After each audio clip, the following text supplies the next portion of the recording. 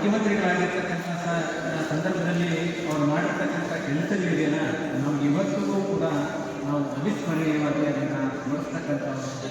ಮುಂದೆ ನಾವೆಲ್ಲ ಅವರು ಒಂದು ಆಗಿರ್ತಕ್ಕಂಥ ಒಂದು ಉತ್ತಮವಾದ ಕಾರ್ಯಕ್ರಮವನ್ನು ಕೊಟ್ಟಿರ್ತಕ್ಕಂಥ ಕಾರ್ಯಕ್ರಮಗಳನ್ನು ನಾವು ಇನ್ನೂ ಸ್ಮರಿಸ್ಬೋದು. ಈಗಲೂ ಕೂಡ ನಾವು ಉಳುವಣಿಗೆ ಭೂಮಿ ಒಡೆಯ ಒಂದು ಕಾರ್ಯಕ್ರಮವನ್ನು ಕೊಟ್ಟು ಸುಮಾರು 4 ಲಕ್ಷದ ಎಕರೆಗಳಷ್ಟು ಜಮೀನು ಇದನ್ನು ಇವತ್ತು ಅಂಕಿಅಂಶಗಳನ್ನು ನಾವು ಈ ಸಂದರ್ಭದಲ್ಲಿ ಸ್ಮರಿಸ್ತಕ್ಕಂಥವ್ರು. ಅದೇ ರೀತಿ ಭೂ ಸುಧಾರಣೆ ಕಾಯ್ದೆಯನ್ನು ಜಾರಿಗೆ ತಂದು ಯಾರಿಗೆ ಜಮೀನು ಇಲ್ಲದೇ ಇರ್ತಕ್ಕಂಥವ್ರಿಗೆ ಜಮೀನನ್ನು ಕೊಟ್ಟು ಸಾಕಷ್ಟು ಕಾರ್ಯಕ್ರಮಗಳನ್ನು ರೂಪಿಸಿದ್ರು.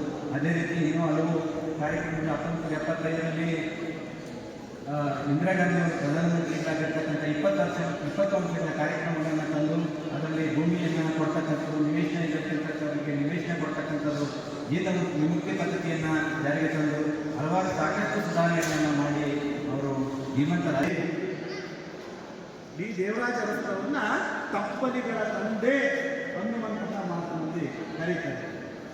ಬಂಧುಗಳು, ಯಾಕೆ ಅಂದರೆ ಅವರು ಆಡಳಿತಾವಧಿಯಲ್ಲಿ ಕೈಗೊಂಡಂತಹ ಕಾರ್ಯಗಳು ಹೇಳಿದಾಗೆ 1977ರಿಂದ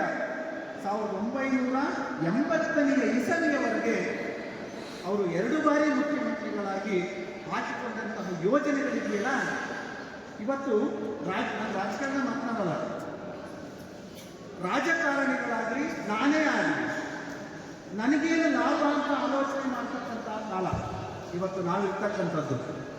ಇತ್ತೀಚೆಗೆ ಒಬ್ಬ ರಾಜಕೀಯ ವಿಶ್ಲೇಷಕರು ಒಂದು ಭಾಷಣ ಕೇಳ್ತಾ ಇದ್ದೆ. ಅವ್ರು ಹೇಳಿದ್ರು, ಬಹುಶಃ ಯಾರಾದರೂ ಒಬ್ಬ ರಾಜಕಾರಣಿಗೆ ರಾಜ್ಯಸಭೆಯ ಆಫರನ್ನು ಕೊಟ್ಟಾಗ ಅದನ್ನು ವಿನಮ್ರವಾಗಿ ತಿರಸ್ಕರಿಸುವಂತಹ ರಾಜಕಾರಣದ ಪೀಳಿಗೆ ಬಹುಶಃ ಇಲ್ಲಿಗೆ ಕೊನೆಯಾಗಬಹುದು ಅಂತ ರಾಜಕೀಯ ಪಡಸಾಲೆಯ ವಿಶ್ಲೇಷಕರು ಮಾತನಾಡ್ತಾ ಇದ್ರು. ಇವತ್ತೆಲ್ಲ ಲಾಭದಾಯಕವನ್ನು ಅವರು ಜೂನ್ 20 ಆಗಸ್ಟ್ 20